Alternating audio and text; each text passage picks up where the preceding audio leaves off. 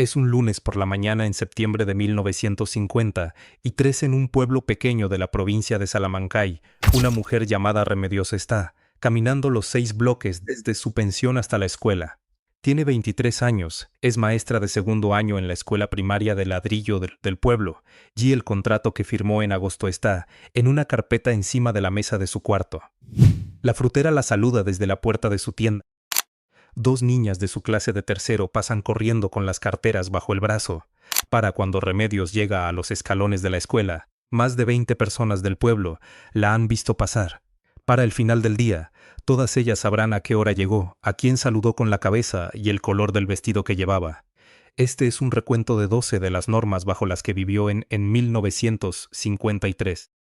Quédese conmigo, porque la norma en el número 1 es la que convertía cada una de las otras normas de esta lista en motivo de despido.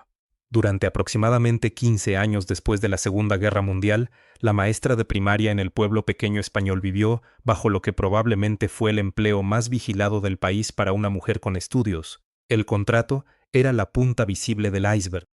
El verdadero reglamento era el consejo escolar, el inspector, la iglesia y los padres en la acera. Empecemos por la norma que ponía fin a una carrera en un día concreto. Número 12. El embarazo era el final. En la mayoría de los distritos escolares españoles en 1953, una maestra embarazada estaba obligada a abandonar el aula sin sueldo y sin garantía de regreso. Las normas del Ministerio de Educación de la época exigían la baja obligatoria a partir del 5º mes de gestación. El regreso al aula estaba condicionado a que el hijo cumpliera los 3 meses, y en muchos casos el puesto simplemente no esperaba. Los defensores de la norma en los debates internos de la época decían que era para preservar la autoridad moral de la maestra ante sus alumnos. Para una maestra que quedaba embarazada en 1953, el momento de escribir la carta de baja no era una elección.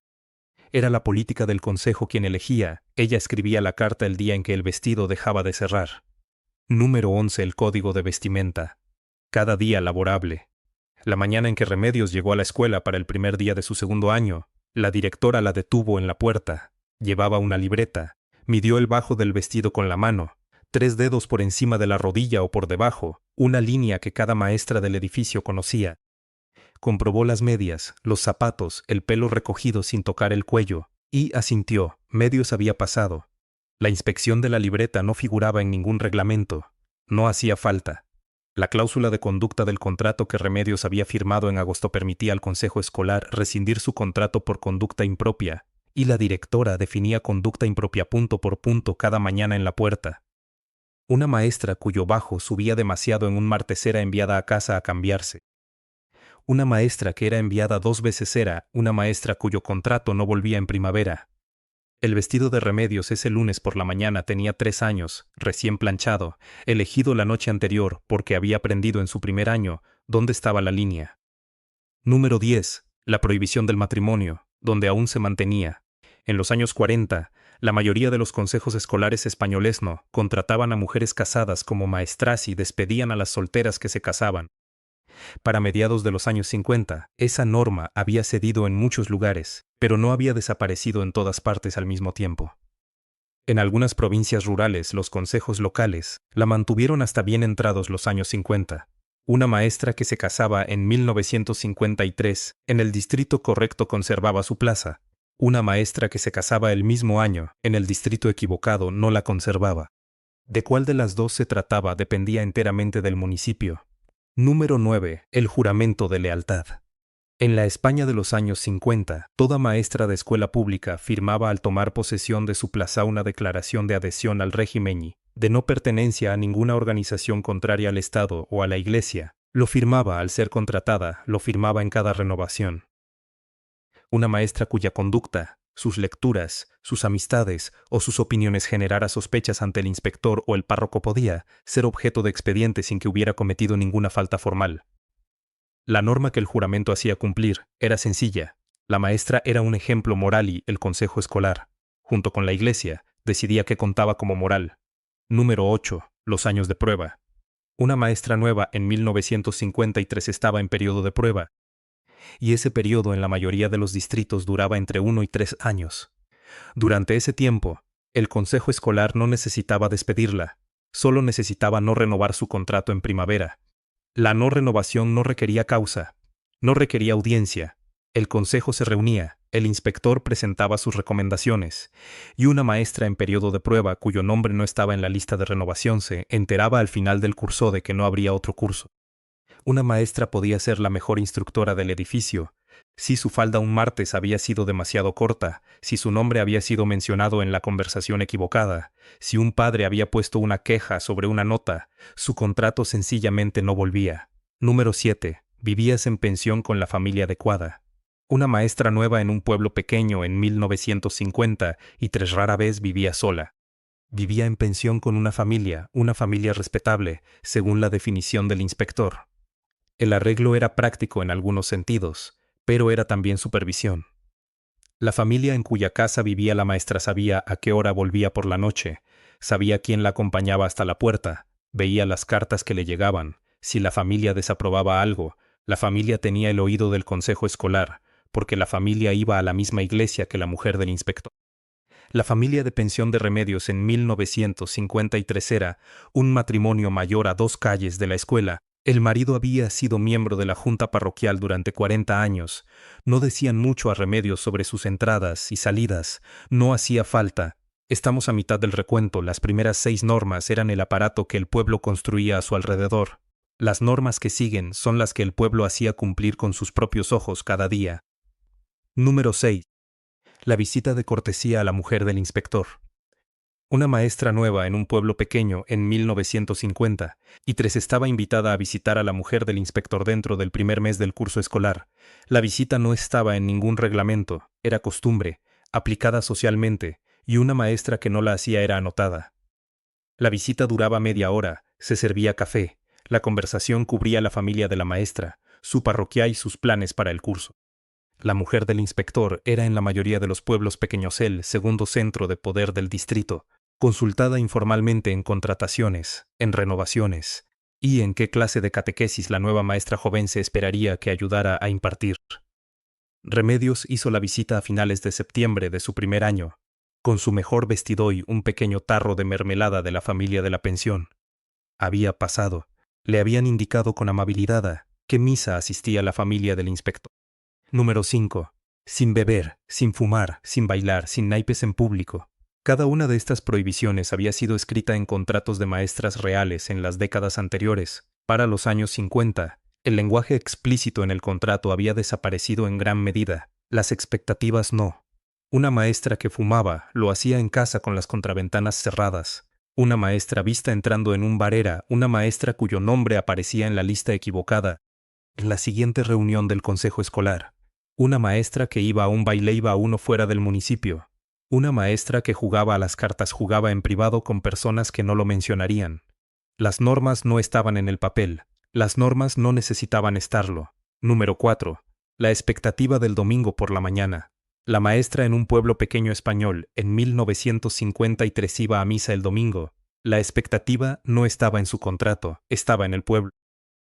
Estaba en los padres que vigilaban los bancos de la iglesia, estaba en el inspector que asistía a la misma misa, estaba en el coro que se esperaba que considerara unirse y en la catequesis que se esperaba que considerara impartir. Una maestra de diferente parroquia podía asistir a la suya, y la mayoría lo hacía. Una maestra sin fe alguna era una figura más rara, y generalmente asistía a un servicio de todas formas, visiblemente, en algún lugar. La norma que hacía cumplir la asistencia a la iglesia no era religiosa, era la norma de que la vida de la maestra el domingo era tan observable como su vida el lunes. Número 3. El aula en sí misma. El aula a la que Remedios entraba cada mañana tenía sus propias normas escritas y no escritas. La bandera en el rincón, el crucifijo sobre la pizarra, el retrato del jefe del Estado en la pared, la oración al inicio de cada día, la caligrafía en la pizarra con la letra cuidadosa de la maestra que los niños copiaban línea por línea, el olor a tiza y a cera del suelo, los pupitres de madera y hierro en filas, la Rebeca que Remedios dejaba en el respaldo de su silla para las mañanas de frío, el almuerzo que preparaba en la pensión y comía en su mesa mientras los niños comían en las suyas. El aula era suya de 8 de la mañana a 4 de la tarde, los criterios con los que era inspeccionada, pizarra limpia, pupitres ordenados, niños en silencio, las imágenes correctas en las paredes, no estaban escritos en ningún sitio. Eran lo que la directora veía cuando cruzaba la puerta. Número 2. La cláusula de conducta. El contrato que Remedios había firmado en agosto de 1953 contenía una cláusula que permitía al consejo escolar rescindir su empleo por conducta impropia, conducta no profesional o actos que atentaran contra la moral pública. La cláusula no definía conducta impropia. No necesitaba hacerlo. El consejo la definía caso por caso, según surgían los casos. En 1953, las personas cuya definición importaba eran los hombres del consejo escolar, el inspector, la mujer del inspector, el párroco y los padres de los niños que Remedios enseñaba. La cláusula de conducta era la puerta legal por la que todas las normas no escritas entraban: el beber, el bailar, el vestido, el domingo por la mañana, el hombre con el que algún día pudiera ser vista. Cualquiera de ellos podía ser conducta impropia, si el consejo así lo decidía, lo cual nos lleva al número 1. Y lo extraño del número 1 es que en 1953 no estaba escrito en ningún sitio. Era el supuesto bajo cada una de las otras normas de esta lista. Número 1. La maestra estaba en el lugar de los padres las 24 horas del día. La doctrina legal tenía un nombre en latín: in loco parentis, en el lugar de los padres. La autoridad de la escuela sobre el niño durante el horario escolar era, en el derecho y en la costumbre, la misma que la autoridad de los padres.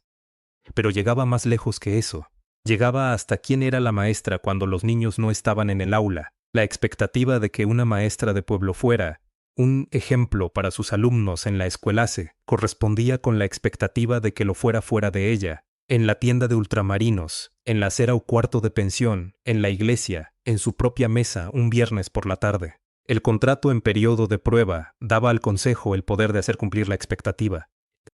La cláusula de conducta les daba las palabras. El pueblo hacía la vigilancia. Una maestra en un pueblo pequeño español en 1953 era maestra fuera de servicio solo de nombre. El aula era una asignación de 40 horas semanales. El trabajo era el resto de la semana. Esa era la norma debajo de todas las demás normas. Y las mujeres que la vivieron estaban orgullosas de la profesión y agotadas de ser observadas. A menudo la misma mujer, a menudo el mismo día. Remedios renovó su contrato ese mayo.